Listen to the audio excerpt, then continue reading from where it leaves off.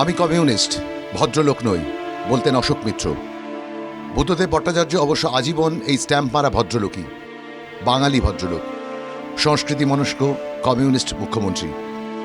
উত্তর কলকাতার মধ্যবিত্ত বাঙালি বাড়িতে জন্মানো বুদ্ধদেব সিপিএমের ভদ্রলোক নেতা, প্রেসিডেন্সি কলকাতা বিশ্ববিদ্যালয়ের এলিট ক্লাস ছাত্র নেতা, মানিক বন্দ্যোপাধ্যায় থেকে মায়াকোভস্কি অনায়াস যাতায়াত। বাংলা আধুনিক কবিতা আর বিশ্ব সাহিত্যের উদ্ধৃতি তুলে বক্তব্য রাখাই ছিল বুদ্ধদেব। খালি পা আধপেটা খাওয়া উদ্বাস্তু কলোনিতে শ্যামল সুভাষরা ক্রাউড পুলার হতেই পারেন, কিন্তু বুদ্ধদেব প্রথম থেকেই কমিউনিস্টদের তাত্ত্বিক ভদ্রলোক নেতা। বিলেত ফেরত ব্যারিস্টার জ্যোতি বসুকেও রেল শ্রমিকদের বস্তিতে সংগঠন করতে হয়েছিল।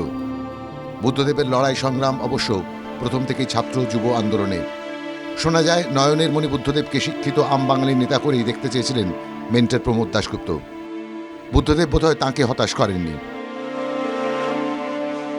সকালে বাজারের ব্যাগ হাতে চা দোকানে বসে হাহুতাশ করা বাঙালির স্বপ্ন পূরণেই নেমেছিলেন বুদ্ধদেব। 2000 সালে মুখ্যমন্ত্রী হলেন। কলেজ ভর্তির মরশুম মানেই তখনও হাওড়া স্টেশনে ঠিক থেকে ভিড়। দক্ষিণের ট্রেন যেন ইঞ্জিনিয়ারিং কলেজ স্পেশাল। ছেলে মেয়েদের নিজের পায়ে দাঁড় করাতে শেষ হচ্ছে সব জমা পুঁজি। সেই দক্ষিণেরই ট্রেনে মোড় ঘোরালেন বুদ্ধদেব। রাজ্যে বাড়ল ইঞ্জিনিয়ারিং সিট, তৈরি হলো একের পর এক বেসরকারি ইঞ্জিনিয়ারিং কলেজ। পড়া তো হলো, চাকরি কি হবে? সেক্টর 5 হলো, নিউ টাউনে কাজ শুরু হলো। দুধে ভাতে থাকা কলকাতার মধ্যবিত্ত কর্পোরেট হলো। আর বুদ্ধদেব? কমিউনিস্ট মানে কি শুধুই স্লোগান?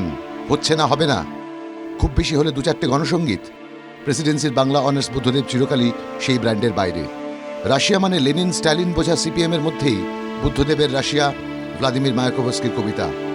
বিদেশি সিনেমা মানে ব্যাটলশিপ পোটেমকিনের গল্প ছাড়িয়ে জঁ লুক গদারের ন্যারেটিভ থিওরি।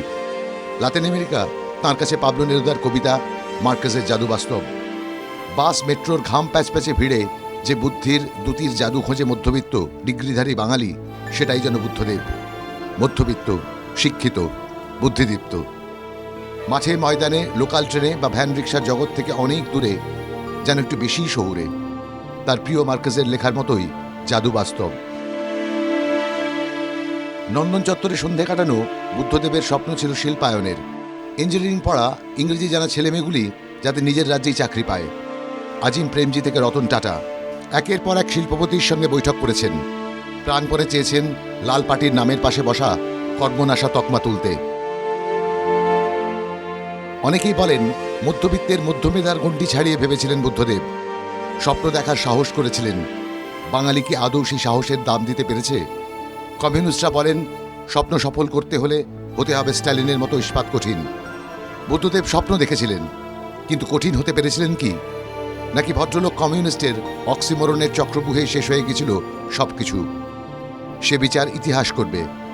তবে মধ্যবিত্ত জীবনে স্বপ্নের আজ বড় অভাব, বুদ্ধদেবের মতো নেতার অভাব।